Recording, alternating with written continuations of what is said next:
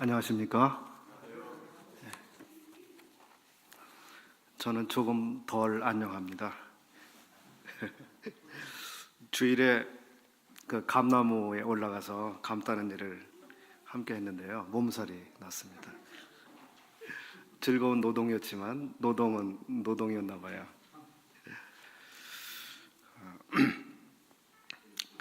오늘 성경의 예배자들 다윗에 대해서 함께 상고해 보겠습니다. 다윗은 양들을 치는 목자로 또 시골에서 소년 시절을 보냈습니다. 그런 다음 다윗은 하나님이 세우신 그 왕에 대해서 젊은 시절을 보냈습니다.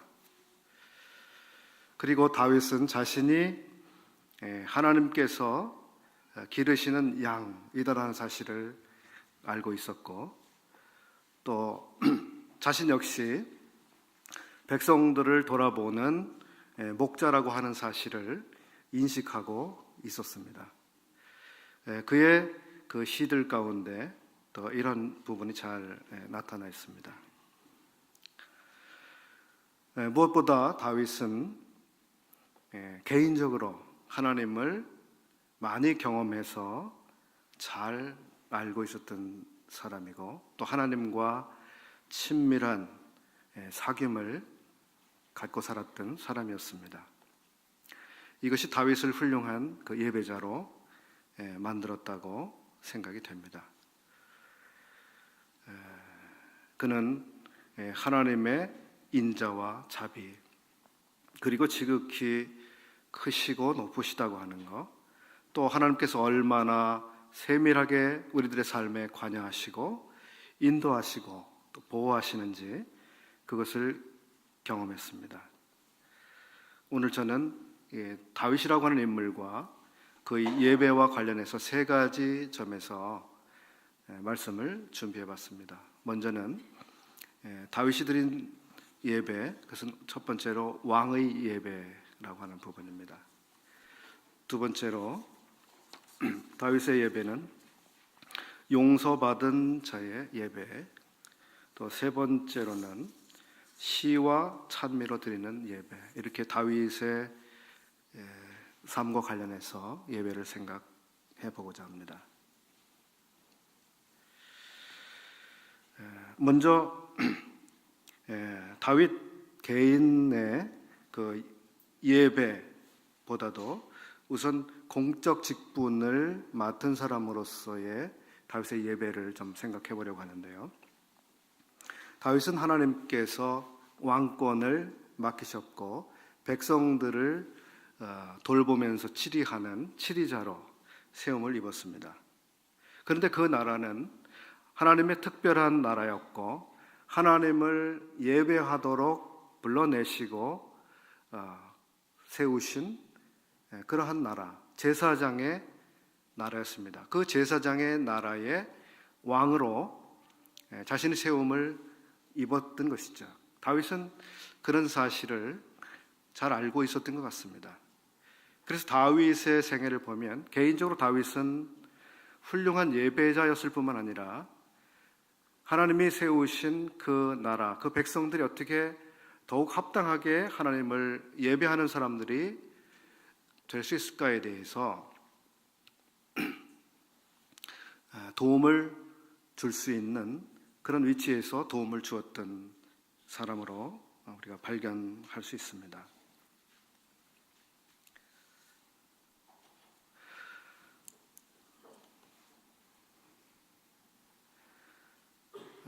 먼저 하나님께서는 이 다윗 시대에 성막이 아닌 이제 성전을 세우는 그러한 경륜 속에 인도하셨습니다. 성막은 이제 없어지고 성전이 세워지는데요. 성막은 계속해서 구름 기둥과 불 기둥을 따라서 이동하면서 철거되어지고 다시 세워지고 철거되어지고 다시 세워지는 이런 반복적인 그 여정 가운데 있었던 예배 처소였죠. 그런데 이제 약속의 땅 가나안에 들어갔을 때는 일정한 장소에, 하나님이 택하시는 한 장소에 영구히 존재하는 건물, 즉 성전을 짓도록 하셨습니다. 이것이 다윗 때에 이제 시작이 되어서 솔로몬 때에 완공이 되어지는데, 우리는 다윗이 성전을 지었다고 보통 이해하기도 합니다. 그래서 그때 지어진 이 첫 번째 성전을 우리는 솔로몬 성전이라고 부르기도 하지만 다윗 성전이라고도 부릅니다. 그럼 다윗은 이 성전을 통해서 하나님께 예배하는 이 백성들이 그곳에서 하나님을 예배하도록 하는 일에 마음을 기울였는데, 먼저 역대상 22장 5절에 이와 같은 말씀이 있습니다. 다윗이 가로되 내 아들 솔로몬이 어리고 연약하고 여호와를 위하여 건축할 전은 극히 장려하여 만국의 명성과 영광이 있게 하여야 할지라. 다윗은 성전 건축을 통해서 하나님의 위엄과 고귀함과 영광을 드러내고자 했습니다. 그러니까 하나님께 예배드리는 장소이기 때문에 그냥 사람들이 그냥 모이기만 하는 장소가 아니라 하나님의 지극히 놀라우신 영광과 가치를 그 성전에 반영하고자 했습니다. 그래서 잘 아시는 대로 그 성전을 일컬어 어떤 분들이 황금의 집이다 이렇게 말합니다. 무수한 보물, 보화가 그 성전의 건축에 사용됐습니다. 그 집은 참 찬란히 빛나는 그간 건축이 됐습니다. 이 성전이 얼마나 놀라운 것이었는지 다른 나라의 왕들이 와서 그 성전을 한번 보고 싶어 했죠. 그리고 그 성전을 보면서 아주 놀라워 했습니다.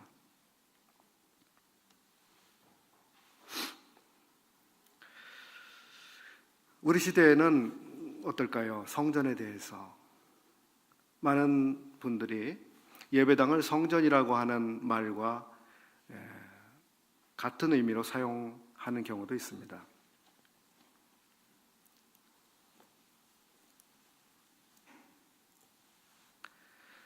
중세 시대에는 수십 년 혹은 100년 이상 걸려서 이 성당을 짓기도 했지요. 참 긴 기간이고 어마어마한 규모의 건축물들이고 또 많은 비용들 그리고 노동력이 들어가는 건물들이었습니다. 그 시대의 사람들이 그와 같이 어마어마한 규모의 큰 비용이 들어가는 건축물을 지은 이유가 무엇일까요? 그 건물을 통해서 자기들의 신앙을 또 자기들이 섬기는 이 하나님이 얼마나 위대하신가를 보여주고자 아마 했을 겁니다. 그런데 그것은 진실한 마음에서 또 좋은 마음에서 그렇게 했으리라고 생각해 볼 수 있지만, 하나님의 경륜 속에서 생각해 볼 때 그것은 오해를 했던 것이라고 생각해 볼 수 있습니다.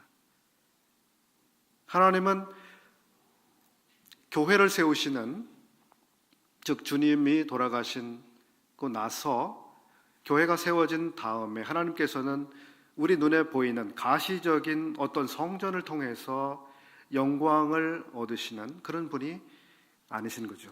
이제는 보이지 아니하는 건물, 즉 교회를 통해서 이 영적인 놀라운 신비스런 이 하나님의 교회를 통해서 영광을 취하고 계시는데, 이것을 사람들이 몰랐습니다. 그래서 엉뚱한 데 투자를 했죠.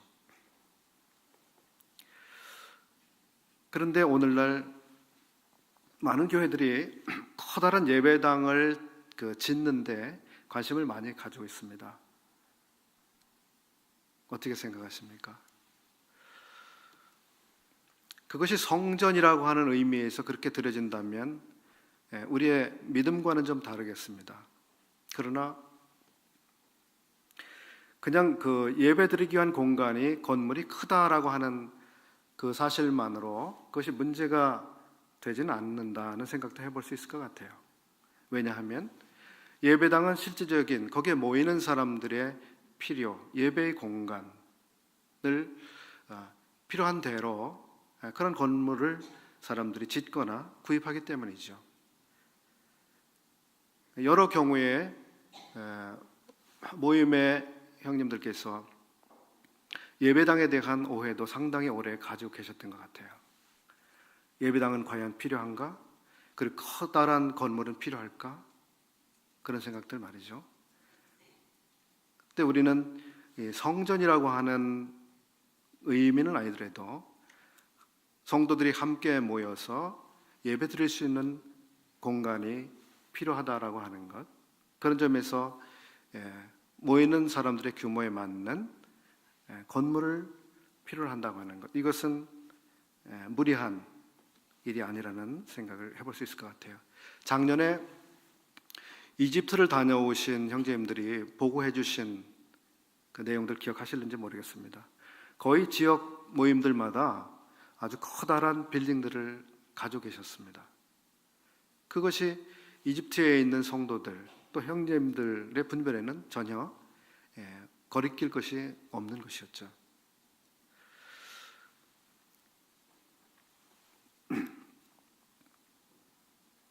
또 예배당을 생각할 때 이런 생각도 해보게 되는데, 모세를 통해서 세워졌던 성막, 그리고 다윗과 솔로몬 시대에 세워졌던 성전, 그리고 스룹바벨 때에 허물어진 성전을 재건한 성전, 이 성전들의 공통점은 하나님께서 그것을 설계하시고 그것을 짓게 하시고 또 관여하시고 모든 필요들을 친히 공급하셔서 그 성전을 완공하게 하셨다는 데 특징이 있습니다. 그리고 하나님께서 영광 중에 거기에 거하신 것으로 하나님이 그것을 인정하셨죠. 그런데 헤롯이라고 하는 사람이 성전을 다시 세우는 일을 했었습니다. 똑같은 모양의, 겉으로 보기에는 대단한 규모의 성전을 지었지만 헤롯이 지은 성전은 전혀 다른 동기에서 세워진 건축물이었습니다. 우리가 예배를 드리기 위한 예배당을 필요로 해서 또 짓는다고 할 때에도 우리는 대단히 주의해서 좀 그러한 일에 하나님께서 기뻐하시고 함께하시고 관여하시는지 분별하면서 또 그런 일을 할 때에 주님께서 영광을 받으시는 것은 틀림없을 것 같습니다. 두 번째, 다윗은 왕으로서 성전을 짓는 일을 앞서서 이렇게 지도하고 지휘하는 그런 일을 했습니다. 두 번째로 그는 왕으로서 그 백성들의 예배를 위해서 성전 봉사자들을 재조직하는 일을 했습니다. 모세 이래로 성전에서 일했던 사람들은 어떤 분들이었습니까? 아론의 자손들, 제사장들이었고, 그리고 레위인들이 있었습니다. 레위인들은 게르손, 고핫, 그 무랄이라고 하는 이러한 후손들로 크게 분류가 되어 있었고, 그들이 맡은 역할이 각각 달랐습니다. 그런데 이제 성막이 아니라 이제 성전이 세워지는 시대가 되었는데, 이제 그 사람들의 일을 다시금 정리해서 맡겨줄 필요가 있게 됐죠.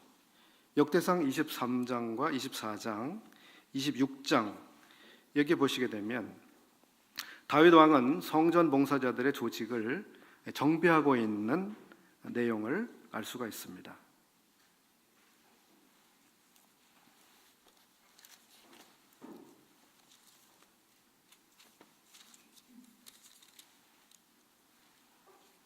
역대상 23장 6절에 다윗이 레위의 아들 게르손과 그핫과 무라리의 각 족속을 따라 그 반열을 나누었더라 하면서 그 뒤에 쭉 내용이 이어지고 있습니다.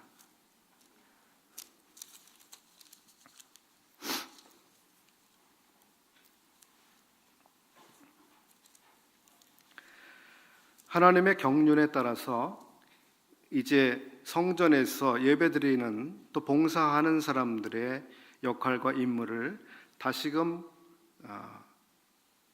변화시켜서 다시 맡겨주는 그런 일을 다윗이 했었습니다.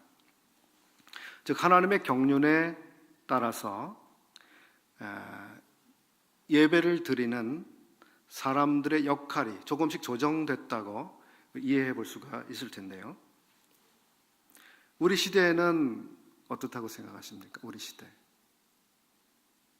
하나님께서 사람들이 어떠한 예배를 위해서 일들을 분담하고 그러한 일들을 계속해서 어떤 사람들이 해야 한다고 믿으십니까?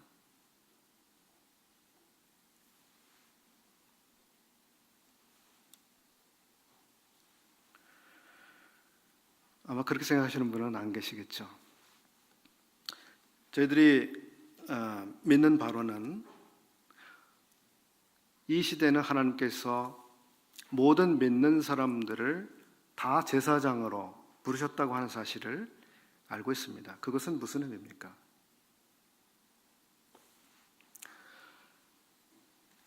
모든 제사장들, 각 성도들이 하나님께 나아갈 자유와 권한을 하나님으로부터 부여받았고 또 그렇게 예배를 드릴 수 있게 됐다고 하는 것이죠.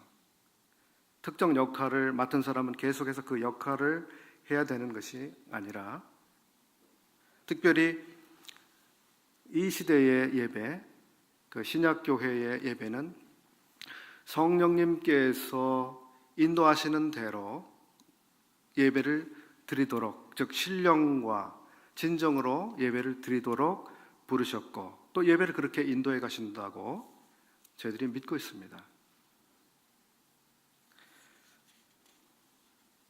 그런데 이것이 제가 모임생활을 하면서 대단히 아름답고 고상하고 받으실 만한 아주 놀라운 예배임에는 틀림이 없는데 어떤 경우에 이러한 예배가 대단히 무질서하게 드려진다고 생각되는 때가 있습니다. 조화롭지도 않고 통일성도 없고 중구난방이고 아주 무질서하고 이런 경우들을 우리들이 간혹 발견하는데 그럴 때마다 우리는 지금 성령님의 인도하신 말에서 예배를 함께 드리고 있는가 자문해보게 되는 그런 경우들이 생깁니다. 안 그러셨습니까, 형제님들은? 그래서 우리 각 사람은 제사장들로서 하나님을 예배하는 하나님께 나아가서 감사와 찬양을 드리는 예배자들입니다. 그럼에도 불구하고 우리는 각 사람이 그렇게 예배를 드리고 있지만 우리는 함께 예배를 드리는 사람들이라고 하는 이 두 가지 사실의 균형과 조화가 필요하다고 생각합니다. 우리는 개인으로서 예배를 드리면서도 우리는 함께 예배를 드리는 것입니다. 그래서 우리는 서로 간에 성령님의 인도를 따라서 질서 있게, 규모 있게, 통일성 있게 주님의 영광을 드러내고 영광 올려드리는 같은 예배를 드려야 되겠죠. 성령님의 인도를 무시한다든지 그러한 데 민감하지 않은 사람들이 드리는 예배는 어떻겠습니까? 대단히 어지러운 예배가 될 수밖에 없을 것입니다. 그저 드리고 싶은 대로 막 내용을 드리고 아무 때나 돌발적으로 이렇게 참여를 하고 또 어떤 분들은 지나치게 또 드리기도 하고 여러 가지 문제가 생길 수밖에 없겠죠. 그래서 주님께서 기대하시는 이 신약교회 예배, 극히 고상한 이 예배를 주님이 받으심직하게 드리기 위해서는 우리가 성령님의 인도에 아주 민감해진 상태에서 그 예배 시간에 함께 해야 된다고 하는 것입니다. 비록 내가 감사드릴 내용, 찬양드릴 내용을 미리 준비해 온 상태에 있다 하더라도 성령께서 어느 타이밍에 참여해야 되는지 그렇게 인도하시는 때에 참여했을 때 예배 전체 속에서 아주 조화로운 참여가 될 것입니다. 이런 것은 단번에 되지는 물론 않을 겁니다. 많은 경험과 또 훈련도 필요할 거예요. 그러나 주님이 기대하시는 것이 이것이라면 우리는 이러한 데 관심을 더 많이 가졌으면 좋겠습니다. 그 다음 다윗이 왕으로서 그 예배를 돕기 위해서 했던 것은 성전에서 드려지는 음악, 즉 성전 음악, 찬양을 대단히 중요시하고 그것을 조직화한 것입니다.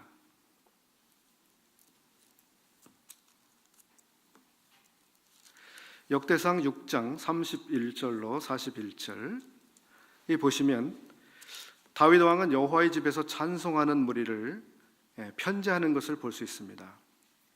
고핫의 두 후손인 아삽과 헤만, 그리고 무라리의 후손인 에단, 이런 사람들로 반열을 구성하고 이 사람들로 회막 앞에서 찬송하는 일을 하도록 맡겼습니다. 다윗 당시에 찬양대에 편성된 인원, 이 합창대원이 270여 명인가 아주 큰 규모의 사람들이 찬양을 함께 드리는 그런 규모였는데요.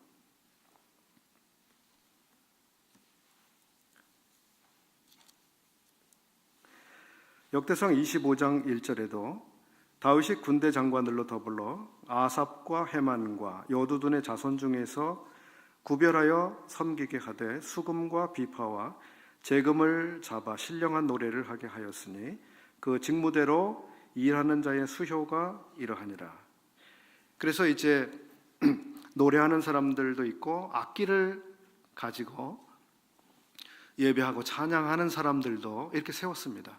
이 규모는 대단히 컸습니다. 그들이 예배드리고 있을 때 거기 한번 방문했다고 한번 생각해 보세요. 얼마나 웅장하고 멋졌을까요? 그리고 그분들은 항상 거기에 준비된 사람들, 항상 연습을 해서 최상의 찬양을 드릴 준비를 갖추고 있었습니다. 그런가 하면 그분들은 단순히 어떤 정해진 노래를 부르는 것뿐만 아니라 그들이 직접 시를 쓰고 노래를 만든 그러한 곡들도 있음을 우리 시편에서 볼 수 있습니다. 하나님을 예배하는 일에, 찬송하는 일에 아주 적극적으로 그리고 창의적으로 그렇게 하나님을 예배하고자 했었다고 볼 수 있는 것이죠. 우리 주님 앞에 찬송을 드릴 때, 그리고 예배를 드릴 때 우리가 얼만큼 그렇게 관심을 가지고 준비하거나 그리고 우리에게 주신 창의적인 이런 생각을 가지고 예배를 하고 있는가 한번 생각해 볼 만한 대목인 것 같습니다. 성도님들은 어떻게 생각하세요? 교회 찬양대에 대해서. 우리나라의 커다란 교회들은 정말 100명, 200명 모이는 그런 성가대들이 있습니다. 그분들이 부르는 찬양은 정말 큰 감동을 주기도 해요. 얼마나 연습을 잘하고 멋지게 찬송하는지 참 마음에 큰 기쁨이 되어집니다.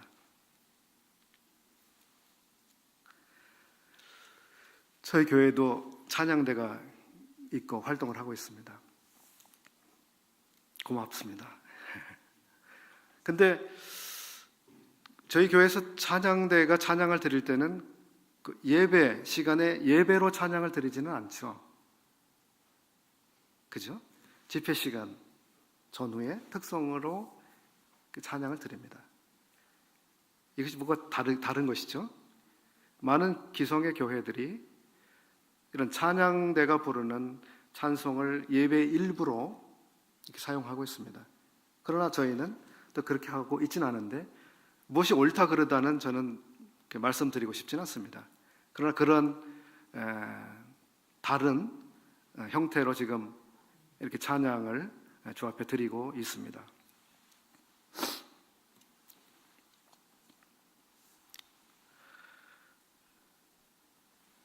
또 악기에 대해서도 그 모임에서 많은 오해들 그리고 견해의 차이를 가지고 있어 온 부분이기도 합니다. 어떤 교회들은 교회에서 악기를 적극적으로 사용을 해서 주님을 찬양합시다, 이런 분들, 그런 교회도 있습니다. 반대로 어떤 교회들은 대단히 소극적이거나 조심스럽습니다. 그래서 피아노 반주조차 꺼려하는 그런 교회들도 있는 것입니다. 어떻게 하는 것이 더 잘하는 것인지는 분명하지 않습니다. 왜냐하면 사도행전이라든지 서신서를 통해서 우리가 발견하는 것은 예배 드릴 때에 그런 악기들을 사용해야 되는지에 대해서 우리가 참고할 만한 그런 내용들이 분명하게 또 말씀해주고 있는 부분들이 없기 때문입니다. 그래서 구약에 했던 이 예배 모습을 통해서 우리 시대에도 그렇게 하나님을 찬양하고자 하는 이런 분들도 계시죠. 그런가 하면 신약교회의 예배는 주의 만찬을 중심으로 주의 죽으심을 오실 때까지 기억하고, 또 주님의 부활과 주의 다시 오심을 소망하는, 주님께 초점이 맞춰져 있는 그런 예배이기 때문에 가능한 악기 사용을 자제하고 주님을 더 깊이 묵상하고 마음으로부터 경배를 드리고자 하는 그 동기에서 또 악기를 자제하는 교회들도 있습니다. 저는 다 좋다고 생각합니다. 어떠세요? 동기가 중요한 거 아니겠습니까?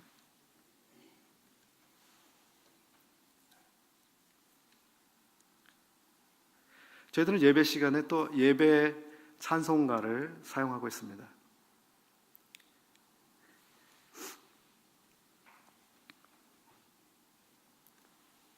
예배 찬송가 곡이 굉장히 많더라고요. 근데 그 첫 곡부터 276장까지인가 그 부분이 우리 그 주님의 생애와 사역과 또 삼위 그 하나님에 대한 이런 찬송들로 이루어져 있는 것을 봤습니다. 그래서 아마 273장까지 그러니까 예배 드릴 때 사용하기에 적합한 찬송인 것 같습니다. 근데 예배용 이 찬송가도 물론 이게 늘 고정되어 있는 것은 아니죠. 얼마든지 그 주님을 높여드릴 수 있는 이 경배하는 찬송들이 더 있으면 좋겠다는 생각을 해봅니다. 뒤에 다시 좀 나누겠습니다. 두 번째로 다윗의 예배는 용서받은 사람의 예배였다고 하는 점을 나누고 싶습니다. 다윗의 삶에 있어서 두 번 큼직한, 크나큰 잘못을 하나님 앞에 범했는데요. 어떤 경우였는지 기억하세요? 첫 번째 경우는 다른 사람의 아내를 탐내지 마라 그러셨는데 다른 사람의 아내를 탐냈습니다. 그리고 취했습니다. 그리고 그의 남편을 무고하게 희생시켰습니다. 그리고 그것을 덮어버렸습니다.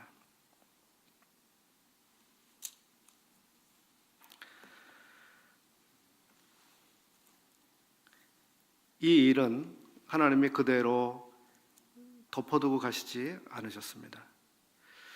다윗은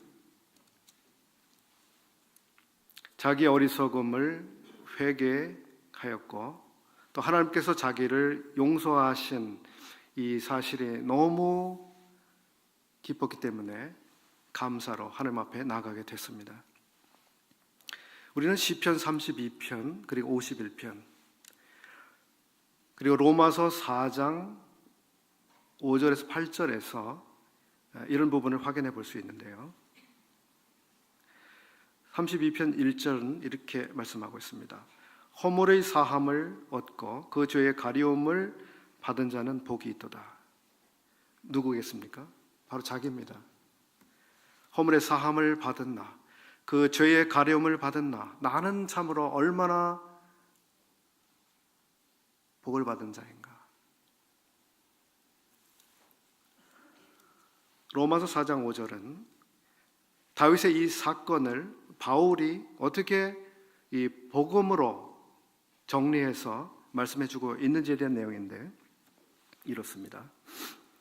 이를 아니할지라도 경건치 아니한 자를 의롭다 하시는 이를 믿는 자에게는 그의 믿음을 의로 여기시나니 일한 것이 없이 하나님께 의로 여기심을 받는 사람의 행복에 대하여 다윗의 말한 바,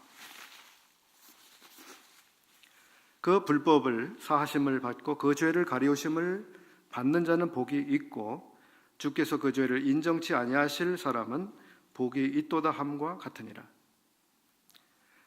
다윗이 범했던 그 끔찍한 그리고 수치스러운 그 범죄, 그리고 그것이 용서된 그 사실, 그 사실에 대해서 다윗은 참으로 자기에게 임한 은혜와 복과 사죄가 얼마나 놀라운 것인지를 알고 있었고 거기에 대해서 감사로 보답하고 있습니다. 그런데 그 사건은 다윗 한 사람의 경험에서 끝난 것이 아니라 바로 그 사건은 은혜의 복음이 무엇인가를 말씀해주는 그 사건이 된 것입니다. 다윗이 용서받은 그 일은, 그 용서받은 그 사건은 하나님께서 하나님의 불법을 사하심을 받고 그 죄를 가려우심을 받는 자는 복이 있다라고 하는 이것은 복음이죠. 복음입니다.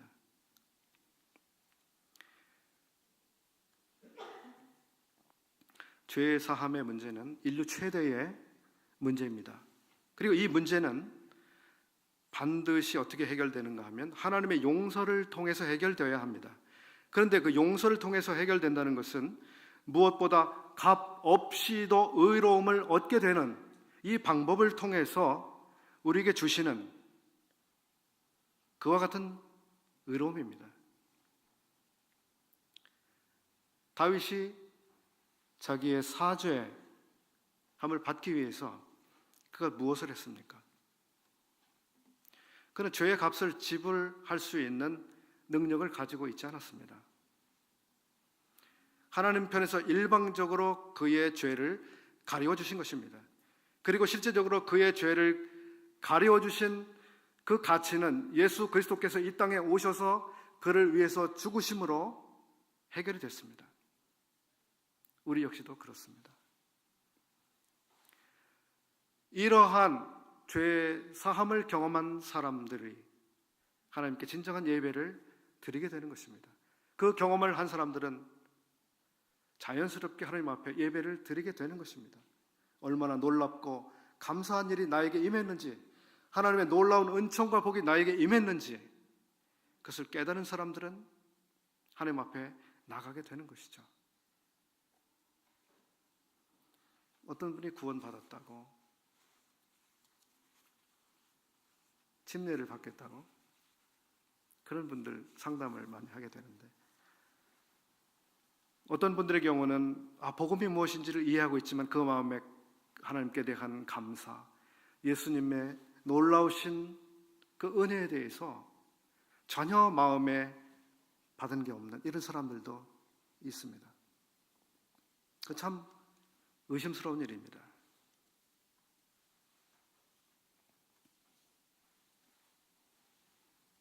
다윗이 용서받은 두 번째 사건은 사무엘하 24장에 나옵니다. 그리고 역대상 21장에도 다시 나오고 있는데요. 그것은 다윗이 또다시 어리석은 일을 했기 때문입니다. 어떤 어리석은 일일까요? 사람들의 숫자를 계산한 것입니다. 자, 우리나라는 지금 인구가 이만큼이고 군인들이 이만큼이고 이 정도면 우리가 어떤 나라가 쳐들어와도 이길 수 있고 이 정도의 군사력이면 우리가 얼마나 이 나라를 굳건하게 지켜갈 수 있는지 그런 계산을 다윗이 했다고 하는 것입니다. 하나님께 의존하고 하나님의 보호에 맡기는 것이 아니라 우리의 힘, 우리의 군사력, 우리의 숫자를 가지고 그걸 의지하려고 했던 것입니다. 이것을 하나님이 싫어하셨습니다. 그리고 진노가 임했습니다.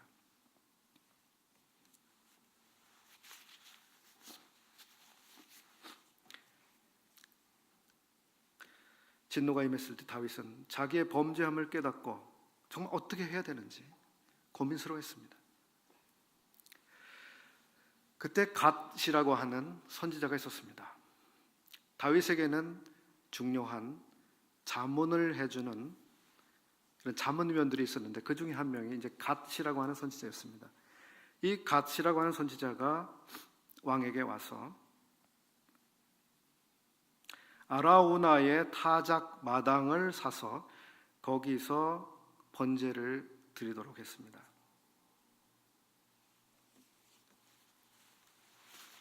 이 사건은 매우 중요한 사건이 됐습니다. 아라우나에게 가서 너의 땅을 나에게 좀 다오. 내가 여기서 하나님께 제사를 드리고자 한다. 그랬을 때 그 땅 주인은 왕이요, 왕이 원하시는데 그냥 거저 이 땅을 사용하십시오. 이때 다윗은 아닙니다. 내가 마땅히 땅의 값을 지불하고 예배를 드릴 것이다. 나는 아무런 대가 없이 공짜로 예배 드리지 않는다. 그래서 그 땅을 샀습니다. 그리고 거기서 단을 쌓고 예배를 드리게 됐는데 아라우나의 타작 마당이라고 하는 그 장소는 바로 아브라함이 이삭을 제물로 드렸던 바로 그 장소였다고 하는 것이죠.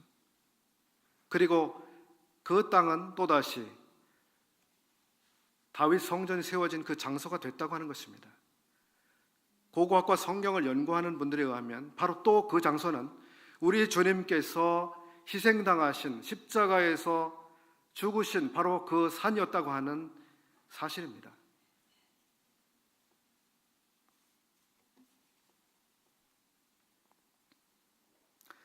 다윗이 예배를 드린 그 장소, 그것은 공짜로 되어진 것이 아니라 희생의 가치가 들어간 것입니다. 우리 주님이 갈보리 언덕에서 속죄의 값을 다 지불하신 그 터전 위에 거기서 예배가 드려져야 하는 것입니다. 우리 주님의 희생의 공로, 그것이 아니라면 우리는 어디서도 어떻게 예배를 드리겠습니까?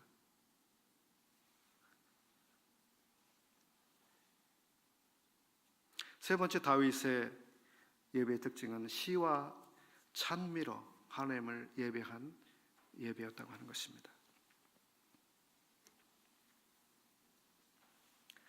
다윗의 예배를 생각할 때 우리는 신약에서 골로새서 3장 16절에 그리스도의 말씀이 너희 속에 풍성히 거하여 모든 지혜로 피차 가르치며 권면하고 시와 찬미와 신령한 노래를 부르며, 또 에베소서 5장 19절도 시와 찬미와 신령한 노래들로 서로 화답하며 너희의 마음으로 주께 노래하며 찬송하며, 이렇게 권하고 있는 것을 알 수 있습니다. 이로 볼 때 우리는 주님을 높이는, 주님을 경배하는, 또 주님을 예배하는 이러한 데에 우리의 노래, 우리의 음악이 사용되는 것에 대해서 우리는 주님께서 그것을 기뻐하시리라고 보는 것이죠.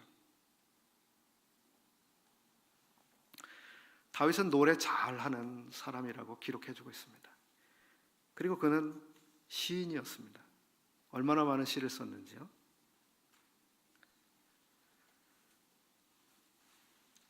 다윗이 쓴 시 중에 어떤 시가 제일 좋으세요? 많은 분들이 아마 시편 23편을 가장 좋아하실 텐데요.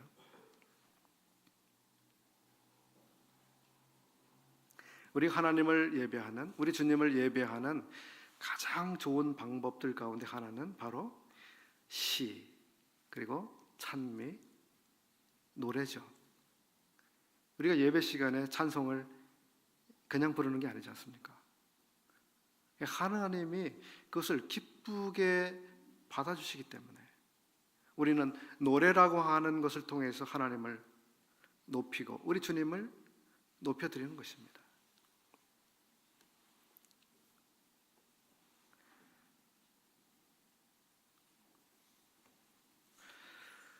제가 아는 어떤 형제님 계시는데 우리 모임 형제님은 아니십니다. 그 형제님은 하루에 찬양시를 꼭 그 2편씩 쓰시는 것 같아요. 2편.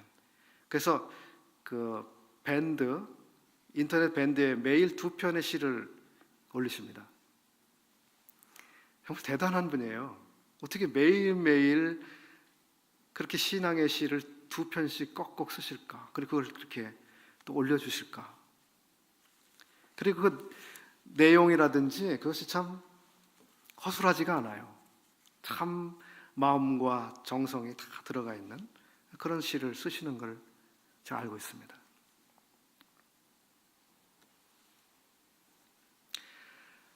가을은 시가 막 저절로 떠오르는 계절이잖아요. 우리 형제님 자매님들도 주님을 높여드리는 예배하는 그런 시를 한 편 써보시면 어떻겠습니까? 또 우리 중에 음악 잘하시는 분들이 계시는데 또 작곡하시는 분들 계시는데 주님께 드리기 위한 노래를 한 곡 만들어 보시면 어떨까요? 저는 우리 교회에 여러 다양한 은사들을 주신 것에 대해서 참 감사하게 여기고 있습니다. 찬양에 대해서도 그래요. 찬양 잘하시는 분들도 많으시잖아요. 또 연주를 잘하시고 게다가 작곡을 하는 분들도 제가 알고 있습니다. 그래서 새로운 노래로 주님을 또 예배하게 되면 얼마나 좋을까 그런 꿈을 꾸어봅니다. 저만의 꿈인가요? 어떠세요? 가을이 가기 전에 시 한 편 써보시죠. 노래하는 곡 작곡해 보시죠.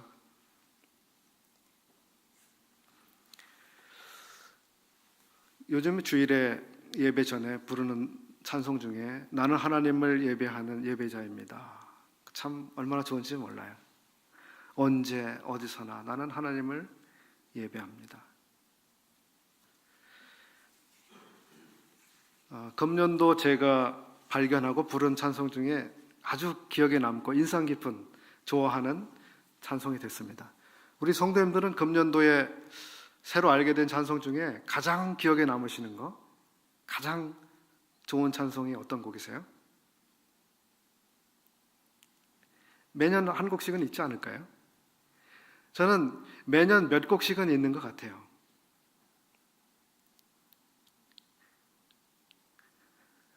참 좋으신 주님, 이런 찬송도 굉장히 좋아하고요. 그의 빛 안에 살면, 이런 찬송도 굉장히 좋아하고요. 이미 아시는 분도 계실지 모르지만 어떤 분들이 좋은 이런 찬양의 음악들을 만들어주는 것에 대해서 참 감사해요. 우리 성도님들도 한번 금년에 내가 새로 알게 된 찬양 중에 이 곡은 정말 좋다, 이 곡은 내가 정말 좋아하게 된 찬송이네, 그런 게 있으실 거예요. 아마 어느 그룹에서 이런 부분을 한번 나눠보셔도 좋겠어요. 금년 봄에 제가 어느 형제님하고 그런 이야기를 해봤습니다. 찬양대에 계신 분인데, 형제님, 올 가을에는 우리 찬양 집회 한번 해보시면 어때요? 주일학교 학생회, 청년, 그다음에 디모데, 여호수아 여러 부서들 찬송을 준비해서 함께 찬양을 부르면 얼마나 좋을까요? 그 중에는 또 어떤 분들은 직접 곡을 써서 새로운 찬송을 해주면 얼마나 좋을까요? 그래서 한번 기획을 한번 해보세요. 말씀을 드렸는데 자신이 없으셨나 봐요. 올가을은 그냥 지나가게 됐습니다. 저는 그런 기대를 가지고 있습니다. 그런 시간이 참 있으면 얼마나 좋을까. 이제 말씀을 마치겠습니다. 다윗은 왕으로서 하나님의 백성들이 어떻게 예배를 더 잘 드릴 수 있는지 생각하고 또 그것을 실질적으로 실천에 옮겼습니다. 우리는 우리 자신 스스로가 어떻게 예배를 더 잘 드릴 수 있을까 또 연구해보고 생각해봐야 되지만, 우리가 함께 교회적으로 어떻게 하면 더 좋은 예배를, 좋은 예배 좀 이상하지만 그 예배를 드릴 수 있을까 한번 고민해보고 또 실천할 수 있는 방법을 함께 찾아보는 거, 이게 얼마나 좋을까 한번 생각해봤습니다. 또 그런 아이디어가 있으면 서로 나누어 주셔도 좋지 않을까 하는 생각을 해봅니다. 두 번째, 우리가 주님 앞에 예배를 드릴 때 우리에게 임한 그 놀라운 사죄의 은혜, 주님의 희생의 공로, 그것을 떠나서 우리는 예배를 위해서 하나님 앞에 나갈 수가 없습니다. 그것이 예배의 기초고 하나님 앞에 나아가는 출입문과도 같다고 생각합니다. 세 번째는 우리에게 주신 재능과 달란트를 사용해서 특별히 시와 찬미와 신령한 노래들을 통해서 더 풍성하게 하나님을 예배하는 우리 각 사람 그리고 우리 교회 됐으면 좋겠습니다. 기도하고 마치겠습니다. 고마우신 아버지 하나님, 참 저희들을 얼마나 사랑하셨는지, 참 자기의 몸을 아낌없이 우리들을 위해서 주시고 또 저희들로 지극히 높으신 아버지 하나님 앞에 나아가며 예배하는 이와 같은 자들로 불러주셨는지 기억할 때 참 감사를 드립니다. 참 주님, 저희들 통해서 계속해서 경배와 찬양을 받으시기를 원하며 저희들이 더 마음 깊숙이 더 고상한 놀라운 예배를 주님 앞에 드리기를 원합니다. 저희 각 사람이 더욱 신령한 제사장이 되게 해주시고 온 교회가 주님 앞에 더 놀라운 예배를 드리는 교회가 되도록 인도해 주시기를 기도합니다. 우리 주 예수 그리스도의 이름으로 기도하옵나이다. 아멘. 감사합니다.